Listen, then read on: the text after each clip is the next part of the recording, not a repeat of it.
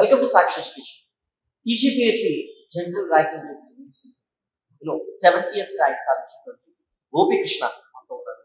So right from the notification 3 సార్లు prelims exams రాశారు and mains జరుగుతుందా లేదా కన్ఫ్యూజన్ లో ప్రిపేర్ అయ్యారు అండ్ 70th ర్యాంక్ అనేటువంటి అచీవ్ చేశారు. సో ఈ ప్రాసెస్ అలా నచ్చింది అండ్ కాంపిటేటివ్ ఎగ్జామినేషన్స్ స్టూడెంట్స్ ముందుగానే ఎలాంటి మైండ్ సెట్ తో ఇటువంటి ఎగ్జామినేషన్స్ కి ప్రిపేర్ అవ్వాల్సిన అవసరం ఉంది అనేటువంటిది వారి మాటలో చెప్తాను. Hi sir. Congratulations. Thank you sir. Thank you very much. So 70th rank, so top 100 లో ఉన్నారు. Yes sir. సో 3 సార్లు ప్రిలిమ్స్ రాశారు. Yes. అండ్ చాలా స్ట్రగుల్స్ తో ప్రిలిమ్స్ అటెంప్ట్ ఇవ్వాల్సి వచ్చింది సార్ అందరూ కూడా. Yes. So what's the journey all over? Sir first 2022లో నోటిఫికేషన్ వచ్చింది. సో వచ్చినప్పుడు అందరితో పాటు నేను కూడా చాలా ఎక్సైటింగ్ ఉన్నాను బికాజ్ చాలా ఏళ్ళ తర్వాత గ్రూప్ 1 నోటిఫికేషన్ వచ్చింది. ప్లస్ మన స్టేట్లో హైయెస్ట్ జాబ్. సో చాలా అంటే ఎంతూజియాస్టిక్ ఉండే అనమాట. ఎంత ఇంట్రెస్ట్తో ప్రిపేర్ అయ్యాను. కానీ ఒకసారి ప్రిలిమ్స్ క్యాన్సిల్ అయింది. దాని తర్వాత మళ్ళీ చదివాను. అంటే ఇప్పుడు క్యాన్సిల్ అవ్వడం వల్ల నా ఒక్కడికి కాదు కదా, అందరికీ క్యాన్సిల్ అయింది కాబట్టి మళ్ళీ చదివాను. సెకండ్ టైం క్యాన్సిల్ అయింది. సెకండ్ టైం క్యాన్సిల్ అయినప్పుడు కూడా చాలా వరకు కొంచెం అంటే చెప్పాలి సార్, ఆబ్వియస్లీ డిప్రెషన్కి అయితే వెళ్ళాను. బికాజ్ డిప్రెషన్ అంటే ఏంటంటే ఇది ఎన్నిసార్లు 2 times అయిపోయింది, ఇప్పటికీ 1.5 year వేస్ట్ అయిపోయింది, ఏం చేయాలి అని. కానీ ఒకటే అనిపించింది, ఇప్పుడు ఎగ్జామ్ అయితే నా కంట్రోల్లో లేదు, వాళ్ళు పెట్టినప్పుడు రాయాలి తప్ప ఇప్పుడు ఎగ్జామ్ క్యాన్సిల్ అయింది కదా నేను వదిలేస్తే నా ముందుకు ఇంకో 10 మంది వెళ్తారు తప్ప నేను బ్యాక్ అయిపోతాను. కాబట్టి నేనేం చేశానంటే సెకండ్ టైం క్యాన్సిల్ అయినప్పుడు కూడా కొంచెం ఇబ్బంది పడ్డా కానీ మళ్ళీ ఒక 10-15 daysకి మళ్ళీ బయటకు వచ్చేసి మళ్ళీ థర్డ్ టైం ప్రిపేర్ అయ్యాను. సో లక్కీలీ 3 times నేను ప్రిలిమ్స్ క్వాలిఫై అయ్యాను. సో 3 times ప్రిలిమ్స్ క్వాలిఫై అయిన తర్వాత మెయిన్స్ జరిగింది. మెయిన్స్ అప్పుడు కూడా చాలా వరకు హర్డల్స్ వచ్చాయి సార్. అంటే కోర్ట్ ఇష్యూస్ అని, కోర్ట్ కేసెస్ అని, GO 29 ఇష్యూస్ అని, హారిజెంటల్ రిజర్వేషన్ అని చెప్పేసి, అంటే ఎన్విరాన్మెంట్ మొత్తం ఎలా అయిపోయిందంటే నేను అశోక్ నగర్లో చదువుకున్నాను. అశోక్ నగర్లో హాస్టల్ తీసుకొని చదువుకున్నాను. కానీ చాలా మంది నెగిటివ్ ఇంప్రెషన్ అనమాట. అంటే ఎగ్జామ్ జరగదు, మెయిన్స్ కూడా కేసెస్ ఉన్నాయి, చాలా స్ట్రాంగ్ కేసెస్. ఎన్విరాన్మెంట్ మొత్తం ఖరాబ్ అయినా కానీ ఫైనల్గా నేను ఏమీ పట్టించుకోకుండా అదే కాన్సన్ట్రేషన్తో చదివాను. సో ఫైనల్గా మెయిన్స్ అయితే కొన్ని ఇబ్బందులు, పర్సనల్గా కొన్ని ఇబ్బందులు జరిగాయి నాకు. మా ఫాదర్ ఎక్స్పైర్ అవ్వడము, లేకపోతే ఎన్విరాన్మెంట్ ఖరాబ్ అవ్వడం వల్ల కూడా. బట్ స్టిల్ మెయిన్స్ చదవడం వల్ల ఈరోజు I mean good position sir. Examinations attempt చేశారండి, ఎన్ని పోస్ట్ వచ్చాయి, ఏ సెలెక్ట్ చేసుకున్నారు? నేను టెక్నికల్ ఆస్పిరెంట్ని. అంటే ఏంటంటే నా బ్యాక్గ్రౌండ్ వచ్చేసి మెకానికల్ ఇంజనీరింగ్. సో మెకానికల్ ఇంజనీరింగ్లో నేను గవర్నమెంట్ జాబ్ సైడ్ పోతే పబ్లిక్ సెక్టర్ ఆర్గనైజేషన్స్ అని ఉంటాయన్నమాట. సో PSUస్లోనే కొట్టాలి అని జాబ్ అని నేను ఢిల్లీలో కోచింగ్ తీసుకున్నాను. సో ఇండియన్ ఇంజనీరింగ్ సర్వీసెస్ IASకి కోచింగ్ తీసుకున్నాను. సో 2019 నుంచి 21 వరకు కోచింగ్లోనే ఉన్నాను నేను. నాకు 2 years ఒక్క జాబ్ రాలేదు. అంటే చాలా మంది అంటారు కదా వెళ్ళంగానే జాబ్ వస్తుందేమో అని చెప్పేసి, నాకు ఒక్క జాబ్ రాలేదు. ట్రై చేసి 2 yearsకి తర్వాత నాకు ఫస్ట్ జాబ్ వచ్చింది సార్. సెంట్రల్ వాటర్ కమిషన్లో జూనియర్ ఇంజనీర్గా ఫస్ట్ జాబ్ వచ్చింది నాకు. ఆ సెంట్రల్ వాటర్ కమిషన్లో జూనియర్ ఇంజనీర్గా ఫస్ట్ జాబ్ వచ్చిన తర్వాత అక్కడ మొదలైన జీవితం 2021 నుంచి నాకు 2022 వరకు వరుసగా 7 గవర్నమెంట్ జాబ్స్ కొట్టాను నేను. So central water commission, Indian oil corporation limited, Cochin ship yard limited 7 central jobs కొట్టాను. 2022 వరకు 7 జాబ్స్ కొట్టిన తర్వాత అదే టైంలో మన తెలంగాణలో గ్రూప్ 1 నోటిఫికేషన్ పడడము, లేకపోతే మిగతా అసిస్టెంట్ ఎగ్జిక్యూటివ్ ఇంజనీర్ అని చెప్పేసి, మోటార్ వెహికల్ ఇన్స్పెక్టర్, ఇట్లాంటి ఎగ్జామ్స్ పడడం వల్ల ఆ జాబ్స్ కూడా ప్రిపేర్ అయ్యాను. సో అలా అక్కడ 7 కొట్టిన తర్వాత అదే మోటివేషన్తో ఇక్కడ రాసిన 3 examsలో కూడా AEE, AMVA అండ్ ఇప్పుడు గ్రూప్ 1 కూడా వచ్చింది సార్. మొత్తం ఇది నా 10th జాబ్ సార్ నార్మల్గా group 1. IAS and also this groups are civils complete contract subject. చాలా మంది ఏంటంటే ప్రిపేర్ అవ్వాల్సిన వాళ్ళు ఏంటంటే వచ్చేస్తారు అండ్ ఆర్ట్స్ సబ్జెక్ట్స్ మీద తీసుకుంటారు. Technical aspirant for IAS and then science background subjects choose చేసుకొని చేశారు. అంటే ఇంత కాంట్రడిక్షన్ గా ప్రిపేర్ అవ్వాలి అనేటువంటి ఆలోచన గురించి, అంటే ఇది చాలా మంది ఏంటంటే వెరీ రేర్ కేస్. ఢిల్లీ వెళ్ళిన తర్వాత ఫస్ట్ 1.5 year చాలా స్ట్రగుల్ ఫేస్ చేశాను. ఎందుకంటే మన తెలుగు పీపుల్, మెయిన్గా ఏపీ తెలంగాణ పీపుల్ మోస్ట్లీ ఎలా ఉంటారంటే బీటెక్ అయిపోగానే మనం జాబ్ కొట్టాలి, అంటే US వెళ్ళాలి, లేదా సాఫ్ట్వేర్ జాబ్ కొట్టాలి, లేదా బిజినెస్ చూసుకోవాలనుకుంటారు. కానీ నార్త్ ఇండియన్స్ చాలా వరకు గవర్నమెంట్ జాబ్ మీదనే ఉంటారు అనమాట. అంటే కొడితే గవర్నమెంట్ జాబే కొట్టాలి, లేకపోతే ఇంకేం కొట్టొద్దనే ఫీలింగ్లు ఉంటారు. స్టార్టింగ్ వెళ్ళిన 2 months రియల్గా చెప్తున్నాను సార్, నేను ఒక 10-15 టైమ్స్ ఏడ్చుంటాను కూడా వాళ్ళని చూసి. అంటే అరే మనం ఎక్కడి నుంచి వచ్చాము, మన కాన్సెప్ట్ లేదు, మన సబ్జెక్ట్ లేదు, వాళ్ళని చూస్తేనేమో అలా ఉన్నారు అని. అంటే కసి పెరిగింది ఇంకా. అంటే స్టార్టింగ్ 2 months భయమైనా కానీ పోన్ కసి పెరిగింది. 1.5 year నేను రాసిన ప్రతి ఎగ్జామ్ ఫెయిల్ అయ్యాను. ఏ ఎగ్జామ్ ఫస్ట్ టైం రాసిన గేట్ ఎగ్జామ్లో టాప్ 10,366 ర్యాంక్ వచ్చింది నాకు. అసలు ఓపెన్ కేటగిరీ పీపుల్కి 500 లోపే వస్తేనే సీట్ వస్తుంది అనే సిచ్యువేషన్లో 10,366 ర్యాంక్స్ రావడం వల్ల అసలు నేను ఎక్కడున్నాను ఏందో అనుకుని చాలా ఎమోషనల్గా డిస్ట్రెస్ అయిపోయాను. కానీ సార్ కానీ ఎప్పుడు గివప్ ఇవ్వలేదు. ఎందుకంటే నేను ఎక్కడో తెలంగాణ నుంచి ఢిల్లీకి వెళ్ళి మా ఫాదర్ అంత కష్టపడి అక్కడికి పంపించినప్పుడు నేను వితౌట్ గవర్నమెంట్ జాబ్ రాలేదు. ఎందుకంటే ఇక్కడికి వచ్చిన తర్వాత నేను అసలు నేను ఏం చేయగలను అని చెప్పేసి అనిపించింది. సో అక్కడ 2021లో గవర్నమెంట్ జాబ్ స్టార్ట్ అయ్యాయి. కాకపోతే ఇక్కడ ఏంటంటే మీరు అన్నట్టు నేను టెక్నికల్ ఆస్పిరెంట్ని, అంటే అన్ని టెక్నికల్ జాబ్స్ కొట్టుకుంటూ వచ్చాను. కానీ ఎప్పుడైతే నా ఐఓసిఎల్లో లాస్ట్ 7th జాబ్లో ఐఓసిఎల్లో వర్క్ చేస్తున్నానో ఒకటి అనిపించింది సార్. ఏంటంటే ఐఓసిఎల్లో మీకు హెవీ పెయిడ్, మీకు 1 lakh పైన శాలరీ ఉంటుంది, మీకు ఒక ఇల్లు ఇస్తారు, మీకు కార్ ఇస్తారు. కానీ మీరు ఆ ఎన్విరాన్మెంట్లో మాత్రమే మీరు మీ వర్క్ చేయగలరు. అంటే ఇప్పుడు ఒక ఐఓసిఎల్ అనేది, ఇప్పుడు నేను గౌహటిలో వర్క్ చేశాను సార్. నేను ఆ ఐఓసిఎల్లో ఉన్నంత వరకే నేను ఏదైనా చేయగలను. అంటే ఇప్పుడు నేను పీపుల్ ఇంటరాక్షన్ ఉండదు. సో టెక్నికల్ సైడ్ జాబ్ అనమాట. అంటే నేను జాబ్ కొట్టిన తర్వాత నాకు తెలిసింది ఏంటంటే నాకు కొంచెం సోషల్ ఇంక్లినేషన్ సైడ్ ఉన్న జాబ్స్ అయితే నేను బెటర్ సూట్ అవుతానేమో అని నాకు అనిపించింది. అప్పటి వరకు ఏమనుకున్నానంటే సోషల్ సెక్యూరిటీ ఉండాలి, జాబ్ ఉండాలి, ఫినాన్షియల్ సెక్యూరిటీ ఉండాలి కోరుకునేవాడిని. అక్కడికి వెళ్ళిన తర్వాత ఏదో వెల్తీగా ఫీల్ అయ్యాను అనమాట. అంటే పీపుల్ ఇంటరాక్షన్ ఉండదు, నీకు డబ్బులు ఇస్తారు, వర్క్ చేయాలి, వదిలేస్తారు తప్ప నీకు పీపుల్ ఇంటరాక్షన్ అనేది ఏమి ఉండదు. సో ఈ పీపుల్ ఇంటరాక్షన్ ఉండాలి. దాంతోపాటు ఇంకొకటిసారి ఏంటంటే నేను ఎక్కడో పని చేస్తున్నాను వెళ్ళి, అంటే నేను 30-40 years అవుట్ ఆఫ్ ద స్టేటే ఉండాలి. నాకెందుకు చిన్నప్పటి నుంచి తెలంగాణలో ఈ స్టేట్లోనే జాబ్ చేయాలి, ఇక్కడే ఉండాలని గట్టి ఫీలింగ్ ఉండేది నాకు. సో ఈ రెండు మెయిన్గా పీపుల్ ఇంటరాక్షన్, సోషల్ లైఫ్ ఉండాలి అనే కాన్సెప్ట్, ఇంకోటి మా తెలంగాణలోనే ఉండాలి అనే 2 కాన్సెప్ట్స్ వల్ల నేను అప్పుడు మెల్లగా స్టార్ట్ చేశాను సార్ నాన్ టెక్నికల్ సైడ్ రావాలి అని. కానీ అప్పుడు మీరు అన్నట్టు ఒకటే భయం వేసింది సార్. నేను ఏదైతే ఢిల్లీ వెళ్ళినప్పుడు నార్త్ ఇండియన్స్ని చూసి భయపడ్డానో వీళ్ళ జాబుల ముందు మనం ఎంత అని, సేమ్ అదే సైడ్ మళ్ళీ టెక్నికల్ నుంచి ఈ నాన్ టెక్నికల్ సైడ్ బ్యాక్గ్రౌండ్ వచ్చినప్పుడు కూడా నేను అదే భయపడ్డాను. ఎందుకంటే యూపీఎస్సీ వాళ్ళు ఉంటారు, చాలా అటెంప్ట్స్ ఇచ్చి ఉంటారు, యూపీఎస్సీ ఎక్స్పీరియన్స్ ఉంటుంది, వాళ్ళకి 5-6 అటెంప్ట్స్ రాసి ఉంటారు, భయపడుతున్నారు అనమాట. కానీ ఒకటే సార్, మా కజిన్స్ కొంచెం మోటివేషన్, ఎందుకంటే వాళ్ళందరూ కూడా ఫస్ట్ అటెంప్ట్లో యూపీఎస్సీ కొట్టారు. అంటే చాలా మంది అంటారు కదా 5 years ఉండాలి, 4 years ఉండాలి అని.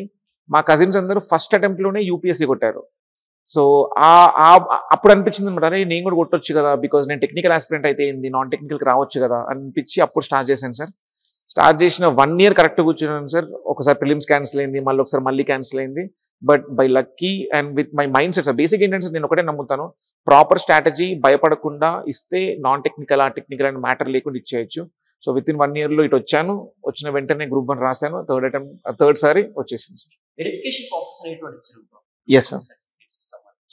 ఈ ప్రాసెస్ అనేటువంటిది, ఎందుకంటే మీరు ఆల్రెడీ వెరిఫికేషన్ కంప్లీట్ అయింది కాబట్టి ఎలాంటి జాగ్రత్తలు తీసుకోవాలి, ఎలాంటి సర్టిఫికేట్స్ తీసుకెళ్ళాలి? Yes sir. సార్ ఇప్పుడు అంటే నేను ఇంతకుముందు టీఎస్పీఎస్సీకి ఏడబ్ల్యూ వెరిఫికేషన్కి వెళ్ళాను, ఏఎంవి అసిస్టెంట్ మోటార్ వెహికల్ ఇన్స్పెక్టర్కి వెళ్ళాను. అంటే రోజు రోజుకి అంటే సర్టిఫికేట్స్ చూసే విధానంలో చాలా మార్పులు వస్తున్నాయి. సో ఇప్పుడు ఏంటంటే చాలా మంది ఇప్పుడు బయట ఇష్యూస్ జరుగుతున్నాయి, లొకాలిటీ క్రైటీరియా అని చెప్పేసి హైదరాబాద్లో సెటిల్ అయ్యారని, లేకపోతే ఫేక్ సర్టిఫికేట్స్ తీసుకున్నారు 1 to 7th అని. ఇప్పుడు వాళ్ళు చాలా నీట్గా క్లియర్గా each and every certificate process చూస్తున్నారు. మీకు కనుక రియల్గా సర్టిఫికేట్ మీరు ఫేక్ తీసుకున్నట్టయితే మీరు ఆటోమేటిక్గా అంటే చాలా మంది ఏం చేస్తున్నారంటే మా స్కూల్ మూసేశారు, స్కూల్ లేదు, సో కాబట్టి ఏదో ఒక స్కూల్ నుంచి తీసుకున్నాం అనే దాంతో వెళ్తున్నారు. కానీ వాళ్ళు ఇష్యూడ్ డేట్, మీరు స్కూల్ జాయిన్ అయిన డేట్, మీరు ఎప్పుడు ఇష్యూ చేశారు, స్టాంప్, ప్రతి ఒక్కటి క్లియర్గా చూస్తున్నారు. అండ్ కమ్యూనిటీ సర్టిఫికేట్స్ బీసీ కానీ ఈడబ్ల్యూఎస్ ఉన్న సర్టిఫికేట్స్ కానీ, అంటే చాలామంది ఏం చేస్తున్నారంటే తహసీల్దార్స్ కూడా ఏదో సర్టిఫికేట్ ఇద్దాం కదా అని ఇస్తున్నారు తప్ప దాని మీద ఒక క్రైటీరియా ఉంటుంది అనమాట. కొన్ని జీవోస్ ఉంటాయి, జీవోస్లో ఈ పెరికా అనే క్యాస్ట్ ఈ నెంబర్కే వస్తుందని ఒక జీవో ఉంటుంది. కానీ అలా ఏమి ఇవ్వకుండా క్యాజువల్గా వీళ్ళు బీసీ కిందకి వస్తున్నారని చెప్పేసి బయట ఇష్యూస్ అవుతున్నాయి. అవి మీరు కంపల్సరీ వెరిఫికేషన్కి వెళ్ళే ముందు కంపల్సరీ చూసుకోండి. మీ సర్టిఫికేట్, కమ్యూనిటీ సర్టిఫికేట్లో మీ కమ్యూనిటీ కరెక్ట్ పడిందా లేదా చూసుకోండి. ఎవ్రీ ఇష్యూడ్ డేట్స్ ఉన్నాయా లేదా చూసుకోండి. అండ్ ఏం టెన్షన్ పడద్దు, ఎందుకంటే మనం కరెక్ట్ ఉన్నప్పుడు టెన్షన్ పడాల్సిన అవసరం లేదు. కాకపోతే ఏంటంటే అక్కడికి వెళ్ళి టెన్స్ ఫీల్ అయ్యి ఇబ్బంది పడే బదులు ముందే అన్ని సర్టిఫికేట్స్ చూసుకొని కేటగిరీ సర్టిఫికేట్స్ కానీ, స్కూల్ సర్టిఫికేట్స్ కానీ, డిగ్రీ సర్టిఫికేట్ కానీ, community certificate, date of birth main అని చూసుకుంటే ప్రాబ్లం ఏమీ లేదు. Fresh graduate is about to come and join Yes. the coaching institute. What's your advice? Government job అంటే financial security, government job అంటే చాలా మంది అంటే ఏ టెన్షన్స్ ఉండవు, ఈ మైండ్ సెట్తో వస్తున్నారు సార్. నార్మల్ ఈ మైండ్ సెట్ ఉండేది, కానీ ఇప్పుడు చాలా మందికి చాలా విధాలుగా మారింది సార్. అంటే ఇప్పుడు నాకు తెలిసిన ఫ్రెండ్స్ కూడా చాలా మంది సాఫ్ట్వేర్లో వర్క్ చేసేవాళ్ళు, సాఫ్ట్వేర్ నుంచి గవర్నమెంట్కి ఎందుకు వస్తున్నారని అడిగినప్పుడు నాకు కొన్ని వాళ్ళు చెప్పి ఆన్సర్స్ నేను చెప్తాను. అంటే ఫినాన్షియల్ సెక్యూరిటీ అనే కాన్సెప్ట్ పోయి సోషల్ సర్వీస్ ఓరియంటెడ్గా, దాంతోపాటు వాళ్ళ ప్రైవేట్ జాబ్లో వాళ్ళు ఫేస్ చేసిన ఇష్యూస్ కానీ ఈ మెంటాలిటీతో వస్తున్నారు సార్. అంటే నేను ఏం చేయగలుగుతాను, లేకపోతే నేను ఎక్కడ హ్యాపీగా ఉంటాను అంటే సరే. ఇప్పుడు ఎట్లుందంటే ఇప్పుడు ప్రజెంట్ ట్రెండ్ ఎట్లా ఉందంటే జాబ్లో ఎంత పవర్ ఉంది అనే దానికన్నా కానీ మీరు ఏ జాబ్కి సూట్ అవుతున్నారు అనే దాని మీద ఎక్కువ మంది వస్తున్నారు అనమాట. అంటే మీనింగ్ ఏంటంటే ఒక జాబ్లో ఒక సాఫ్ట్వేర్లో 50 lakhs ఉంది, కానీ అది వదులుకొని కూడా కొందరు 10 lakhs వస్తుంది గవర్నమెంట్ జాబ్లో మీరు వస్తే 1 year, కానీ దానికి వస్తున్నారు. నేను అడిగి ఎందుకు వస్తున్నారంటే అంటే మెంటల్ పీస్ అనే ఒక కాన్సెప్ట్, ఇంకోటి ఏంటంటే వర్క్ లైఫ్ బ్యాలెన్స్. ఎందుకంటే ఈ మధ్యలో వర్క్ లైఫ్ బ్యాలెన్స్ అని చాలా ఇంపార్టెంట్ రోల్ ప్లే చేస్తుంది. వర్క్ లైఫ్ బ్యాలెన్స్ ఇట్లాంటి మెయిన్ కాన్సెప్ట్ పెట్టుకొని వస్తున్నారు సార్. బట్ నేను ఎవరైనా ఇప్పుడు సాఫ్ట్వేర్ వదిలేసి మీరు గవర్నమెంట్ జాబ్ ప్రిపేర్ అవుతున్నారంటే మాత్రం ఒకటే చెప్తాను, అంటే మీరు ఎందుకు గవర్నమెంట్ జాబ్ రావాలనుకుంటున్నారు, అంటే ఏంటి, what is the reason behind అనేది మీరు క్వశ్చన్ చేసుకోవాలి ఫస్ట్. అంటే వస్తే పవర్ ఉంటుంది, వస్తే చాలా రెస్పెక్ట్ ఉంటుంది అనే కాన్సెప్ట్ పోయింది. ఇప్పుడు ఏంటంటే మీరు ఏం చేయాలనుకుంటున్నారు సొసైటీకి, అండ్ హానెస్టీగా మీరు ఆ గవర్నమెంట్ జాబ్లో వస్తే మీరు దానికి సూట్ అవుతారా లేదా మీరు ఆల్రెడీ వర్క్ చేస్తున్న ప్రైవేట్ జాబ్లో మీరు ఎందుకు సూట్ కారు అనేది మీరు క్వశ్చన్ చేసుకోవాలి. కొన్ని పాయింట్స్ సెల్ఫ్ క్వశ్చనింగ్ చేసుకోకుండా ఏదో ఎన్విరాన్మెంట్ ఉంది కదా, యూపీఎస్సీ రిజల్ట్స్ వచ్చాయి కదా కాబట్టి నెక్స్ట్ ఇయర్ నుంచి నేను స్టార్ట్ చేస్తాను చిన్న ఏదో, అంటే అందరిలో గుంపులో గోవింద లెక్క వెళ్ళవద్దు అనేది మాత్రం 100% చెప్తాను. మీరు ఎందుకు రావాలనుకుంటున్నారు, మీరు వస్తే ఏం మార్చొచ్చు, లేకపోతే మీరు మీ జాబ్లో ఎందుకు సెట్ అవ్వరు అనే కొన్ని కాన్సెప్ట్స్ తెలుసుకొని రావాలి. మీ పేరెంట్స్ చెప్పారనో, లేకపోతే బయట ఎన్విరాన్మెంట్ ఉందనో, ఎవరో మీకు చెప్పారని వస్తే ఇయర్స్ పడుతున్నాయండి. అంటే ఒక 1 yearలో కంప్లీట్ చేయాల్సిన 4-5 years అంటే మైన ప్రైమ్ ఇయర్స్ పోతున్నాయి చాలా మందికి సాఫ్ట్వేర్లో. ఇప్పుడు 25-26 yearsకి సాఫ్ట్వేర్ జాబ్ ఎక్కిన తర్వాత people are earning around 6 lakhs పైన ఎర్న్ చేస్తున్నారు. 40 lakhs వరకు ఉంది ప్యాకేజెస్ కొందరికి. మీరు ఒక యూపీఎస్సీ ఎగ్జామ్ రాయాలని 2 years పడుతుంది. నేను రావద్దు అని చెప్పట్లేను, కానీ మీరు మీ రియల్ ఇంట్రెస్ట్ లేకుండా ఎవరో ఫోర్స్ చేశారని మాత్రం రావద్దు. కానీ రియల్ ఇంట్రెస్ట్ ఉంది అంటే మాత్రం పర్ఫెక్ట్ 1-2 years పెట్టుకుని రండి, 100% వస్తుంది. కానీ ఎవరో చెప్పారని వస్తే మాత్రం it will be back for sure. Layers of preparation ఎలా ఉండేది త్రూఅవుట్ దిస్ జర్నీ? ఎవరికి గ్రాఫ్ అప్ ఉండదు సార్. గ్రాఫ్లో మీకు నార్మల్గా అప్ అండ్ డౌన్స్ అనేవి చాలా వస్తాయి. నా లైఫ్లో నా లాస్ట్ 5-6 years జర్నీలో చాలా అప్స్ చూశాను, చాలా డౌన్స్ కూడా చూశాను. నా ఫస్ట్ డౌనే నేను ఢిల్లీ మొదటిగా వెళ్ళిన ఫస్ట్ డే నేను డౌన్ చూశాను.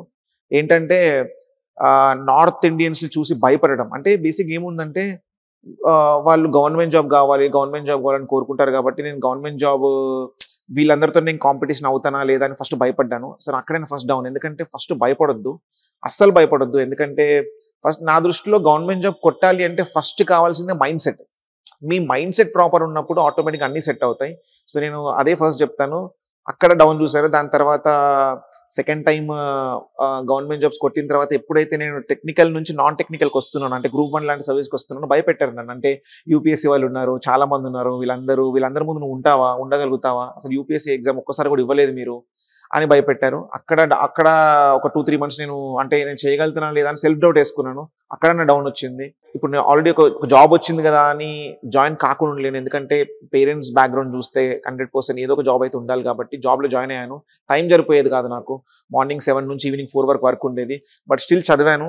ఎందుకంటే అక్కడ నా దృష్టిలో అది కూడా బికాజ్ ఒక రోజు మొత్తం ఖాళీ ఉన్న వాళ్ళకి ఓన్లీ డైలీ 4 hours ఉన్న వాళ్ళకి డిఫరెన్స్ ఉంటుంది. అండ్ అన్నిటికన్నా బిగ్గెస్ట్ హర్డల్ నా లైఫ్లో వచ్చింది మా ఫాదర్ చనిపోవడము. ఎగ్జామ్ గ్రూప్ 1 మెయిన్స్ ఇంకో 45 daysలో ఉంది ఎగ్జామ్. ఆ టైంలో మా ఫాదర్ చనిపోయారు.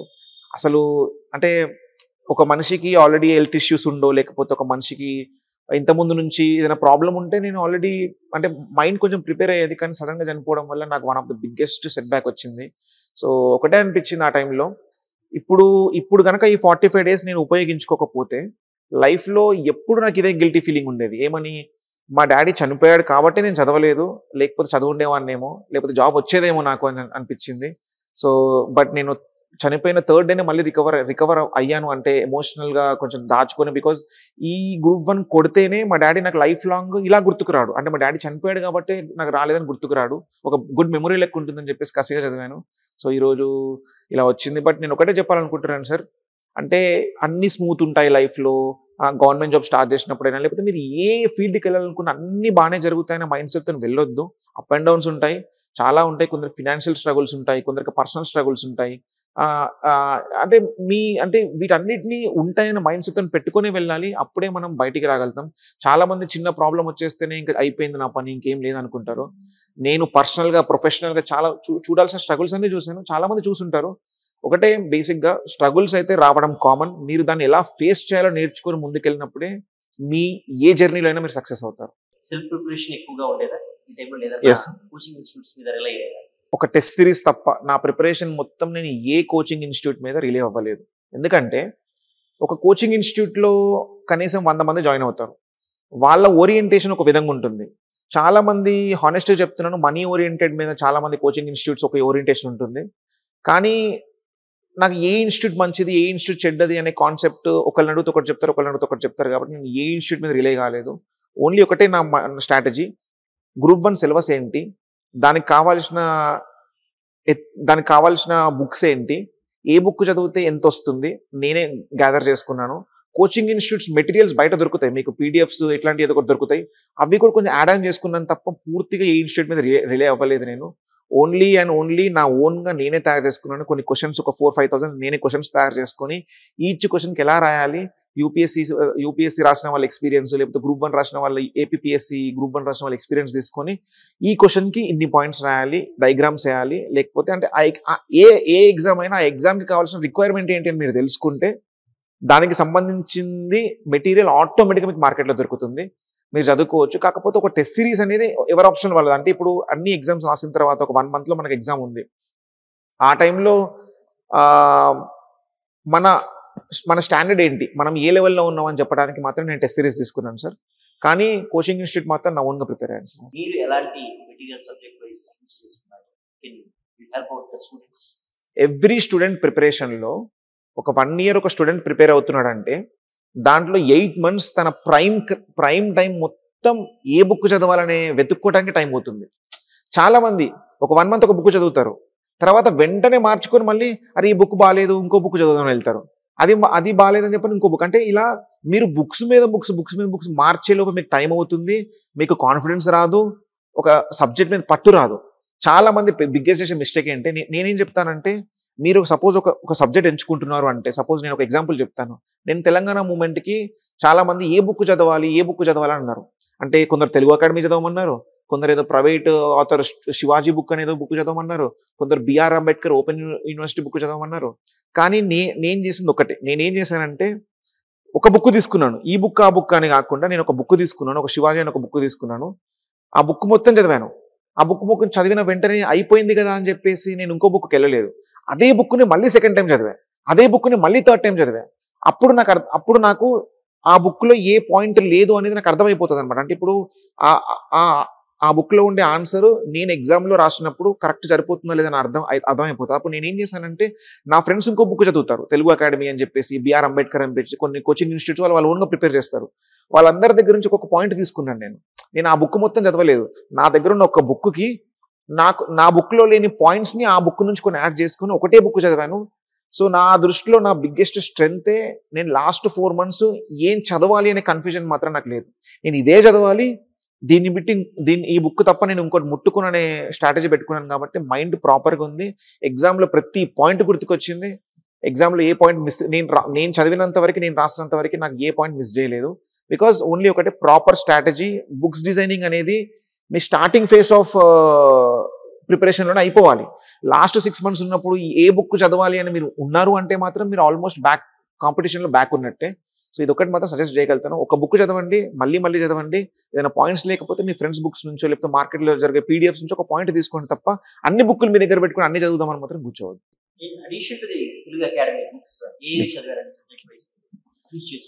తెలుగు అకాడమీలో మీరు చెప్పినట్టు ఒక గవర్నమెంట్ ఆథర్ చూస్ చేసుకున్నాను. Like Telugu academy, B R Ambedkar open university book చేస్తున్నాను. దాంతోపాటు ఒక private author question and answer wise choose చేసుకున్నాను.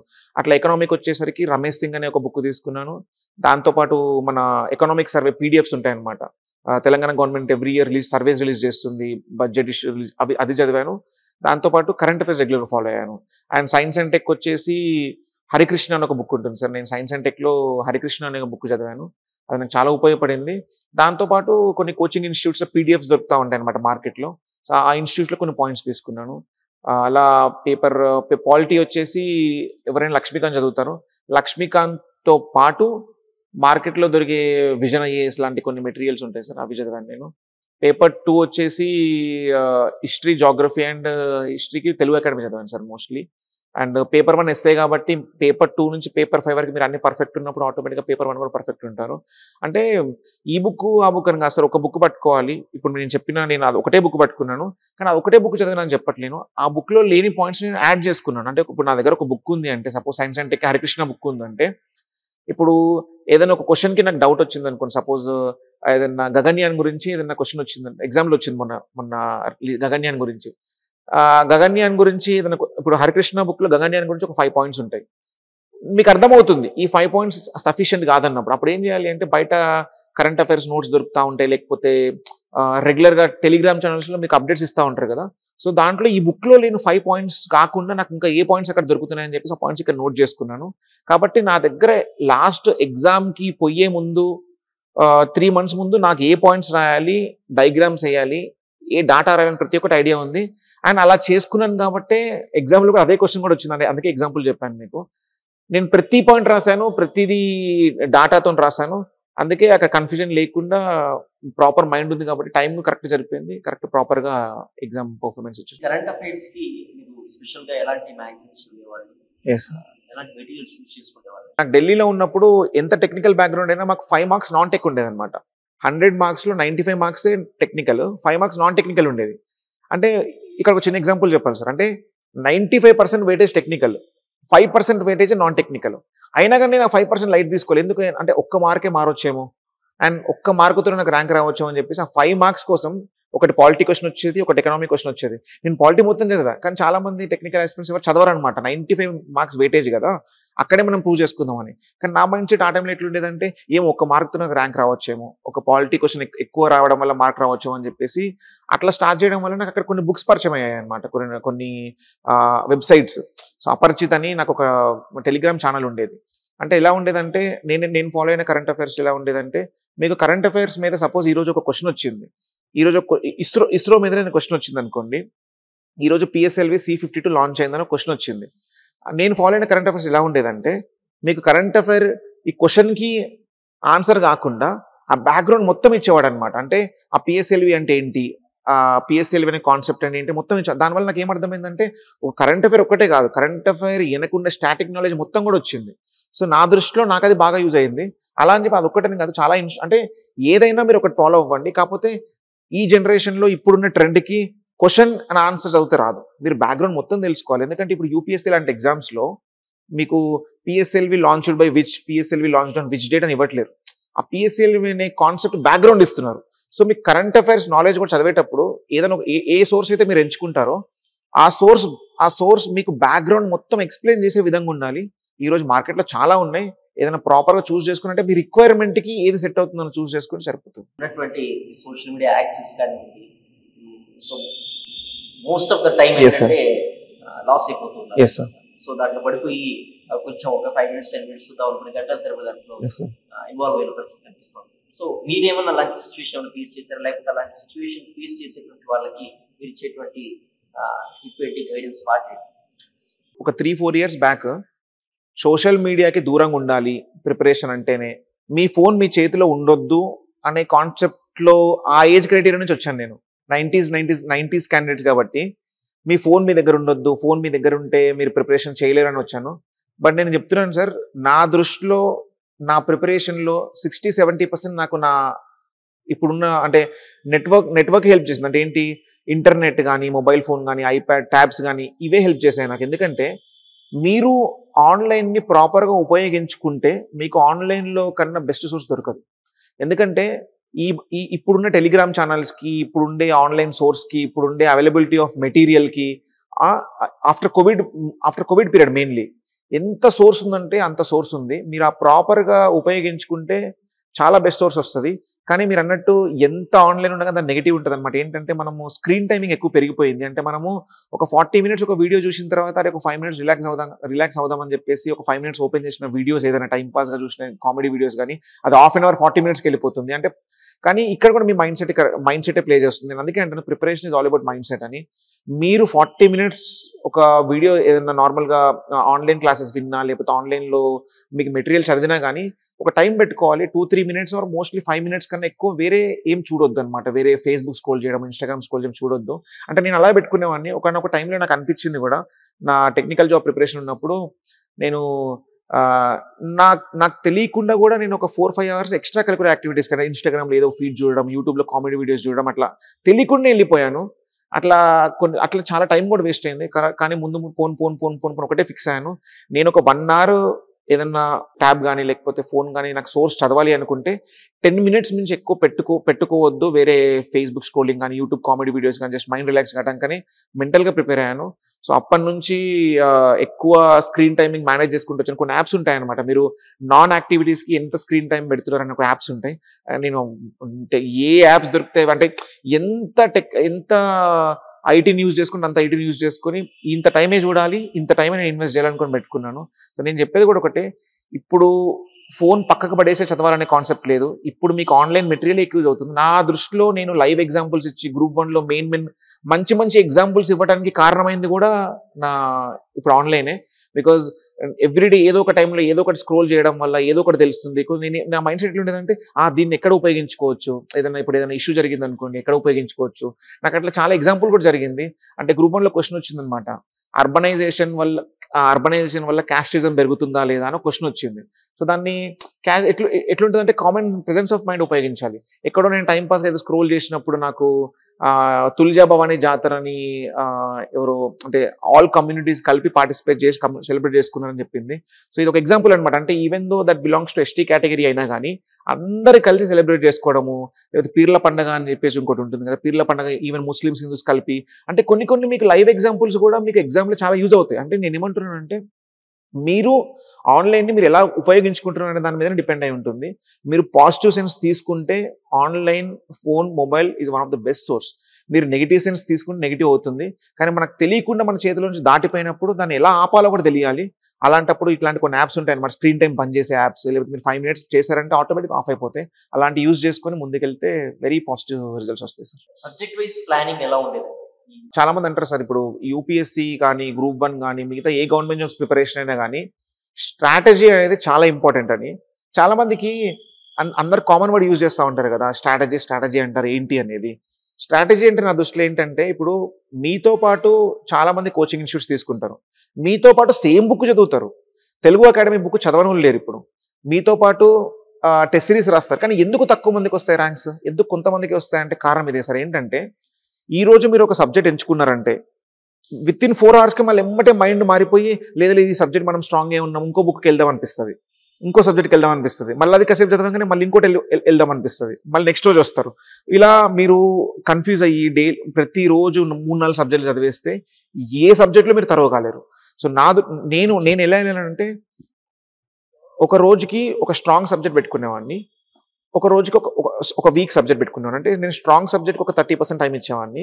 ఎందుకంటే నువ్వు ఎంత స్ట్రాంగ్ అయినా కానీ ఆ స్ట్రాంగ్ని నువ్వు మర్చిపోవద్దు, ప్లస్ నువ్వు ఇంకా స్ట్రాంగ్ అవ్వాలి, మిగతా వాళ్ళకన్నా 5 marks ఎక్కువ తెచ్చుకోవాలంటే దాన్ని డైలీ చదవాలి. అండ్ నా వీక్ సబ్జెక్ట్ 70% పెట్టుకునేవాడిని. అట్లా నా మెయిన్స్ ప్రిపరేషన్ కానీ ప్రిలిమ్స్ ప్రిపరేషన్ కానీ నేను డైలీ 2 subjects చదువుతాను.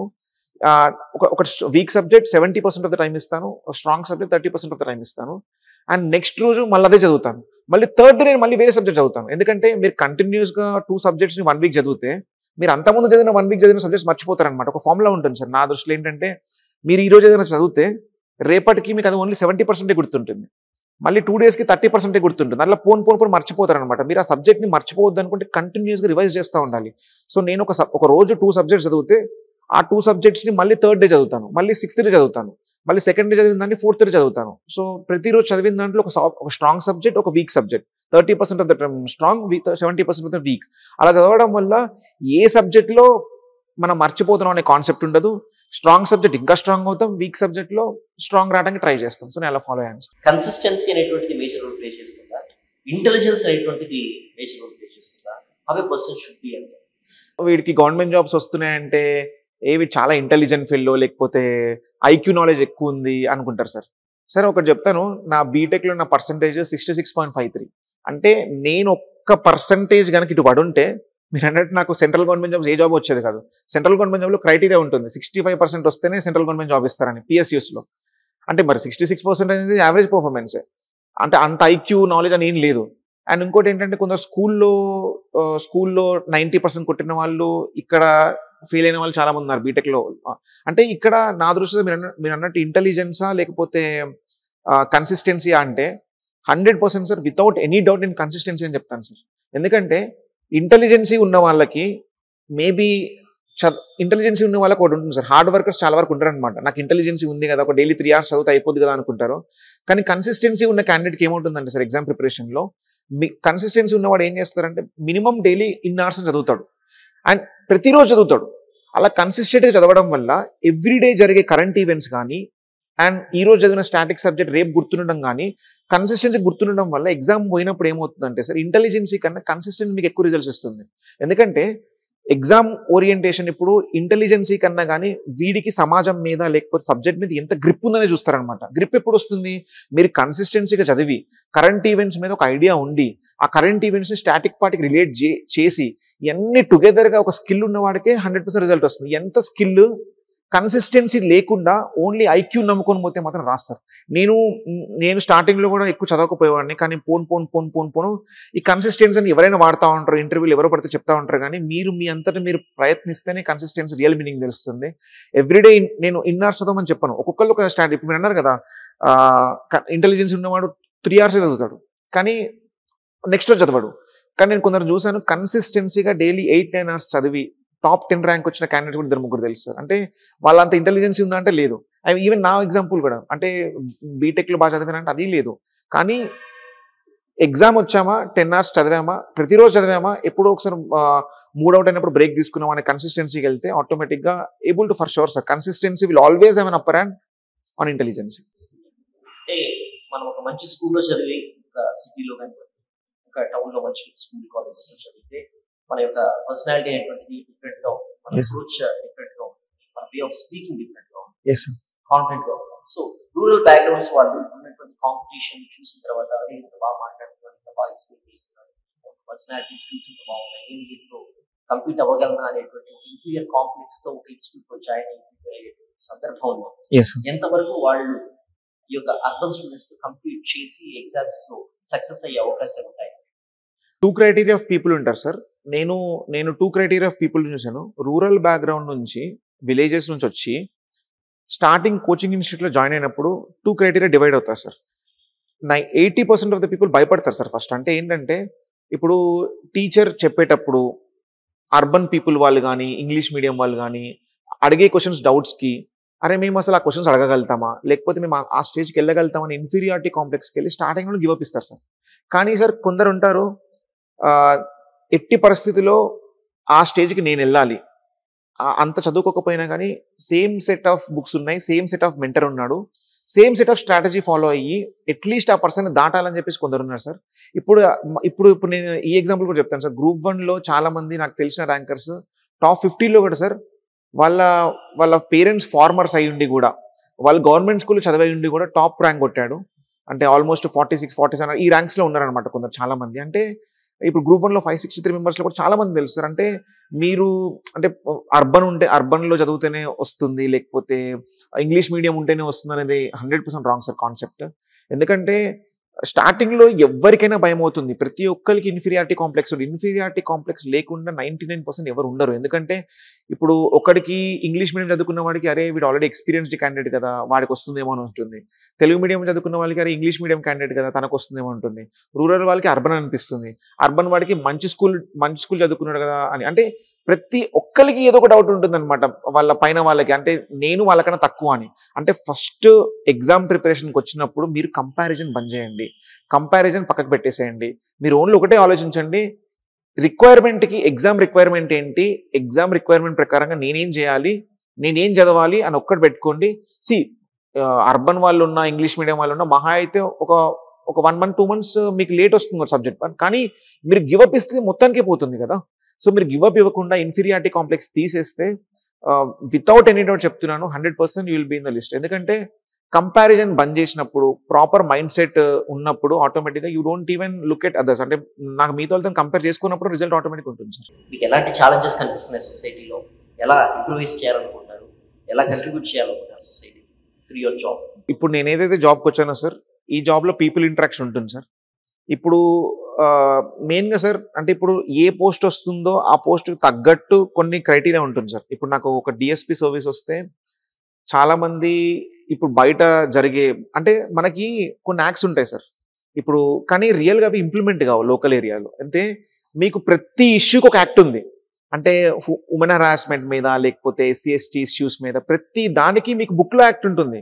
కానీ ఇంప్లిమెంటేషన్ స్టేజ్ వచ్చేసరికి చాలా మందికి ఇంప్లిమెంట్ కాకుండా మిడిల్ లెవెల్ నుండి కొందరు అప్రోచే కారు ఫస్ట్, ఎందుకంటే భయపడతారు. అప్రోచ్ అయినా జస్టిస్ జరగదు, మనీ ప్లే చేస్తుంది, పొలిటికల్ ఇన్ఫ్లుయెన్స్ ఉంటుంది. అంటే సార్ ఒకటి, ఇప్పుడు ఒకవేళ ఏది వచ్చినా కానీ గవర్నమెంట్కి పీపుల్కి హానెస్టీగా బ్రిడ్జ్ చేసే ఆఫీసర్స్.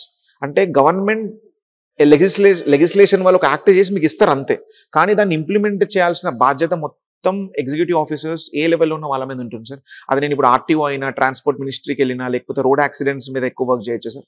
పోలీస్ డిఎస్పీ అయినప్పుడు రియల్గా ఉన్న యాక్ట్స్కి ఎంతవరకు సోషల్ జస్టిస్ చేయగలుగుతాం అంత చేయొచ్చు సార్. కానీ నా దృష్టిలో సార్ ఇప్పుడైతే ప్రెజెంట్ మైండ్ సెట్ ఒకటే ఉంది సార్, బ్రిడ్జ్ బిల్డ్ చేయాలి సార్. అంటే ఇప్పుడు అంటే ఒకప్పుడు పీపుల్ ఇంటరాక్షన్, పీపుల్కి న్యాయం జరుగుతుంది అనేది ఇప్పుడు ఉంది సార్. ఇప్పుడు పీపుల్ పోలీసింగ్ అనేది ఫ్రెండ్లీ పోలీసింగ్ అయిపోయింది, లేకపోతే అవేర్నెస్ పెరిగింది. కానీ బట్ ఇంకా ఉన్నారు సార్, 100% జరగలేదు ఇది. ఇంకా వాక్యూమ్ ఏరియాస్ ఉన్నాయి, ఇంకా people are waiting for really job sir. నా దృష్టిలో మాత్రం ఒకటే సార్, నేను కూడా పూర్ బ్యాక్గ్రౌండ్ నుంచి వచ్చాను కాబట్టి ఒకటే చెప్తున్నాను, ఏది చేసినా ఎడ్యుకేషన్ చాలా ఇంపార్టెంట్. కాబట్టి నా ఫస్ట్ క్రైటీరియా, నేను ఏ జాబ్లో ఉన్నా ఎడ్యుకేషన్ ఇంపార్టెన్స్ మాత్రం ఖచ్చితంగా తీసుకెళ్తాను. ఎడ్యుకేషన్ ఇంపార్టెన్స్ మాత్రం, ఎందుకంటే ఎడ్యుకేషన్ వల్ల చాలా మారుతాయి లైఫ్. మీరు అంటే గవర్నమెంట్ జాబ్ అని కాదు, గవర్నమెంట్ జాబ్ అయినా, సాఫ్ట్వేర్ అయినా, మీకు ఏ గోల్ ఉన్నా మీరు మినిమం బేసిక్ ఎడ్యుకేషన్ చదువుకుంటే, ఇప్పుడుండే ఐటీ సెక్టార్ ట్రెండ్స్ కానీ, లేకపోతే ముందు ఆర్టిఫిషియల్ ఇంటెలిజెన్స్ రిప్లేస్ చేసినా కానీ, మీరు ఆ స్కిల్ని మించి మీరు చేయాలి అంటే మాత్రం ఆబ్వియస్లీ ఎడ్యుకేషనే. సో ఎడ్యుకేషన్ గురించి ఫస్ట్ తీసుకెళ్తాను sir, prime criteria. Second thing ఏంటంటే సార్, నేను ఏ డిపార్ట్మెంట్లో ఉన్నా కానీ ఆ డిపార్ట్మెంట్కి సంబంధించిన యాక్ట్స్ని ప్రజల వద్దకు మాత్రం షోర్గా తీసుకెళ్ళాలి సార్. ఎందుకంటే ఇప్పుడు నేను ఆల్రెడీ వెహికల్ ఇన్స్పెక్టర్గా వర్క్ చేస్తున్నాను సార్. చాలా మందికి అంటే రిజిస్ట్రేషన్ చేసుకోవడానికి బండి తీసుకొస్తారు, కానీ బండి హెల్మెట్ తీసుకురారు. మీరు ఒక రిజిస్ట్రేషన్కి ఆఫీస్కి వస్తారు, కానీ మీ దగ్గర హెల్మెట్ ఉండదు. అంటే వచ్చి సార్ సైన్ పెట్టండి వెళ్ళిపోతాము అంటే మీరు ఒక వెహికల్ ఇన్స్పెక్టర్ దగ్గరికి వస్తున్నారు, అతని అథారిటీ ఏంటి, రిజిస్ట్రేషన్ చేయడం అండ్ రోడ్ సేఫ్టీ యొక్క ఇంపార్టెన్స్ తెలియజేయడం. హెల్మెట్ లేకుంటే మీరు రిజిస్ట్రేషన్ ఆఫీస్కి వచ్చినప్పుడు వాళ్ళు ఎలా వస్తారు, వాళ్ళు బయట తిరిగినప్పుడు ఎలా హెల్మెట్ పెట్టుకుంటారు? ఈ రోజు యాక్సిడెంట్స్ సార్ చాలా, నేను అంటే ఈ 4 నెలలు గమనించింది, ఇంటరాక్షన్స్ వల్ల, లేకపోతే మేము సుపీరియర్స్తో మాట్లాడినప్పుడు తెలంగాణ ఈజ్ ఆల్మోస్ట్ టాప్ 5లో ఉందండి సార్ యాక్సిడెంట్స్కి. సో అంటే మెయిన్ యాక్సిడెంట్స్ అయ్యి ఎందుకంటే సార్, వెహికల్ ఇన్స్పెక్టర్స్ బండ్లు చక్కగా చూడకపోవడమో, లేకపోతే రిజిస్ట్రేషన్స్ ప్రాపర్గా చేయకపోవడమో, లేకపోతే పీపుల్ ఏముందులే అని చెప్పేసి హెల్మెట్ పెట్టుకోకపోవడము, నెగ్లిజెన్స్ డ్రైవింగ్, లేకపోతే కొన్ని రూల్స్ ఉంటాయి సార్. ఏంటంటే మీరు కంపల్సరీ బండికి ఇది రాయాలి, వేగం వద్దు అని రాయాలి, స్పీడ్ లిమిట్స్ రాయాలి. ఇవన్నీ ఒక ప్రాపర్ ఆఫీసర్స్ ఒక డ్యూటీ చేస్తే ఇవన్నీ జరగవు. అండ్ ప్రాపర్ అవేర్నెస్ క్రియేట్ చేస్తే పీపుల్ కూడా అవి జరగవు. అంటే నేను గమనించింది ఇది, ఒకవేళ నేను ఆర్టీఓ అయినా, లేకపోతే నేను ఇంకో డిపార్ట్మెంట్లో వెళ్ళినా మాత్రం ఏ యాక్ట్స్ ఉన్నాయో అవి ప్రజల వద్దకు తీసుకెళ్ళాలి, అవేర్నెస్ క్రియేట్ చేయాలి, ఎడ్యుకేషన్ మీద ఇంపార్టెన్స్ చేయాలి. ఇప్పుడు నా ముందున్న ప్రెసెంట్ ప్రైమ్ క్రైటీరియా ఇవే. చాలా మంది ఇన్స్టిట్యూట్స్ ఏంటంటే స్టూడెంట్స్ క్లెయిమ్ చేసుకుంటున్నారు, మా ఇన్స్టిట్యూట్ నుంచి చదివారు, మా ఇన్స్టిట్యూట్ నుంచి చదివారు. సో రకరకాల ఇన్స్టిట్యూట్ నుంచి సేమ్ స్టూడెంట్ ని క్లెయిమ్ చేసుకుంటారు. సో ఇవి చూసి పేరెంట్స్ కూడా ఏది నిజం ఏది అబద్ధం అనేటువంటిది కన్ఫ్యూజన్ లో ఉన్నారు, సిచ్యువేషన్ లో ఉన్నారు. సో ఎలాంటి జాగ్రత్తలు తీసుకోవాలి స్టూడెంట్స్ కానివ్వండి, పేరెంట్స్ కానివ్వండి? మీకేమన్నా ఇలాంటి సిచ్యువేషన్ ఎదురైందా? ఒక్కొక్కరు సెల్ఫ్ ప్రిపరేషన్ చేసుకుంటారు, కొందరు కొన్ని కోచింగ్ ఇన్స్టిట్యూట్లో జాయిన్ అవుతారు, తెలియకుండా జాయిన్ అవుతారు, కొందరు తెలిసి జాయిన్ అవుతారు, కొందరు ఏదో ఎక్స్పెక్ట్ చేసి వెళ్తారు. Different kind of criteria people ఉన్నారు. కానీ వీళ్ళందరికీ వచ్చేసి ఒక కామన్ క్రైటీరియా ఏంటంటే, లాస్ట్ ఎగ్జామ్ టెస్ట్ సిరీస్కి వచ్చేసరికి అన్ని అప్లై చేస్తారనమాట.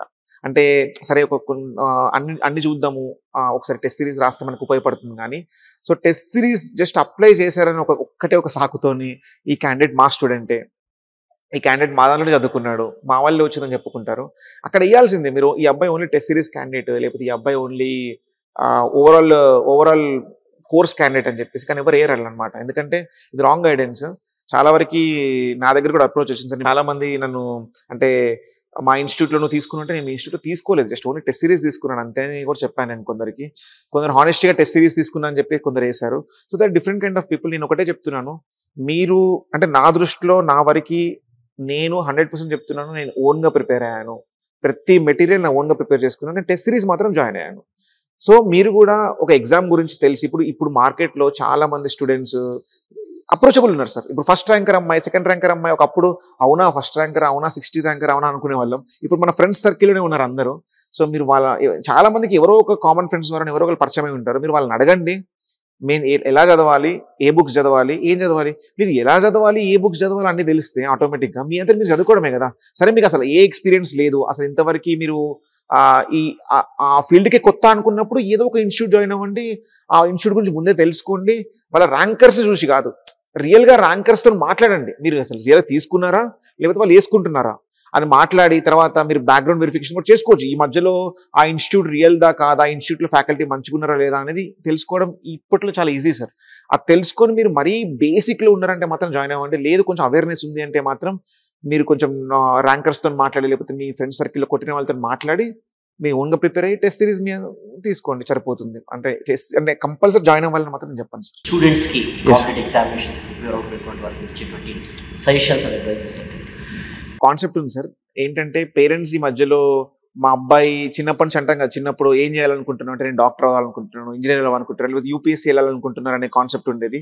చాలా మంది స్టూడెంట్స్ రాంగ్ స్టెప్ వేయడానికి మెజారిటీ అంటే స్టూడెంట్స్ సక్సెస్ఫుల్ కావడానికి పేరెంట్స్ కారణం 100%. కానీ స్టూడెంట్స్ రాంగ్ స్టెప్ వేయడానికి కూడా కొందరు పేరెంట్స్ కారణం అవుతున్నారు. ఎందుకంటే అడ్రిలిన్ రష్ అనే కాన్సెప్ట్ ఉంటుంది. అంటే ఇప్పుడు సపోజ్ రేపు యూపీఎస్సీ రిజల్ట్ వచ్చిన తర్వాత న్యూస్లో అరే top 70, top first, top second, తెలుగోడు ఇట్లా మార్క్స్ వేయడం వల్ల పేరెంట్స్ అడ్రిలిన్ రష్ అయిపోయి అరే మా అబ్బాయి కూడా ఈ ర్యాంక్ ఉంటే బాగుంటుంది కదా అని చెప్పేసి అబ్బాయి యొక్క కెపాసిటీ తెలుసుకోకుండా, అబ్బాయి యొక్క ప్రీవియస్ ఎడ్యుకేషన్ హిస్టరీ ఏం తెలుసుకోకుండా డైరెక్ట్ వెళ్ళిపో అని చెప్పేసి లక్షలు కట్టేసి పంపిస్తున్నారు. అక్కడికి వెళ్ళిన తర్వాత ఏమో ఎన్విరాన్మెంట్కి అడ్జస్ట్ కావడానికి టైం పడుతుంది. ఇలా చాలా మందిని చూసాను నేను. అంటే సిర్ఫ్ ఓన్లీ పేరెంట్స్ చెప్పారు, లేకపోతే మా ఇంటి పక్కోడు యూపీఎస్సీ కొట్టాడు, లేకపోతే తెలిసిన క్యాండిడేట్ ఎవరో ఒకరు మంచి ర్యాంక్ వచ్చిందని. అసలు మీరు రియల్గా ఆ జాబ్కి ఎందుకు వెళ్ళాలనుకుంటున్నారు, ఆ జాబ్ యొక్క ఇంపార్టెన్స్ ఏంటి. అండ్ పేరెంట్స్ కూడా అంటే ఎవరైనా సార్ అంటే మీరు మీ అబ్బాయిని కానీ ఇక్కడ కోచింగ్ ఇన్స్టిట్యూట్ పంపించాలనుకుంటే అసలు ఎందుకు అంటే ఫస్ట్ మీ అబ్బాయి ఒపీనియన్ తీసుకోవాలి. నువ్వు 100% వెళ్ళినప్పుడు చదవగలుగుతావా అంటే చదవలేకపోయినా చదవచ్చు. కానీ మీరు గమనించుంటారు కదా, అబ్బాయి ఇంట్రెస్ట్ గమనించుంటారు. చిన్నప్పటి నుంచి మీరు స్కూలింగ్లో కానీ ఇంటర్మీడియట్లో కానీ అబ్బాయి ప్యాషన్ గమనించుంటారు. మెయిన్గా అవి చూడాలి కంపల్సరీ పేరెంట్స్ అనేవాళ్ళు. అండ్ స్టూడెంట్ కూడా సెల్ఫ్ అనాలిసిస్ చాలా ముఖ్యం. పేరెంట్స్ చెప్పారు, లేకపోతే ఫ్రెండ్స్ చెప్పారు, లేకపోతే ఈరోజు న్యూస్లో ఒక ర్యాంకర్ గురించి వచ్చిందని కాకుండా మీకు ఎంత కెపాసిటీ ఉంది, మీకు ఏం చేయాలనుకుంటున్నారు, మీ ఆ జాబ్ వస్తే మీరు ఏం చేయొచ్చు, మీ లైఫ్ స్టైల్ ఎలా ఉంటుంది అని మొత్తం తెలుసుకొని టుగెదర్ అప్రోచ్తో వెళ్తే 100% మీరు ఎంచుకున్న ఫీల్డ్లో 100% సక్సెస్ అవుతారు. సో మచ్ కృష్ణ గారు. Once again I wish you all the best and all the best for your future investment. Thank you sir. ఇది వాటి Sakshi education interview with Gopi Krishna, 70th rank DGPSC examination.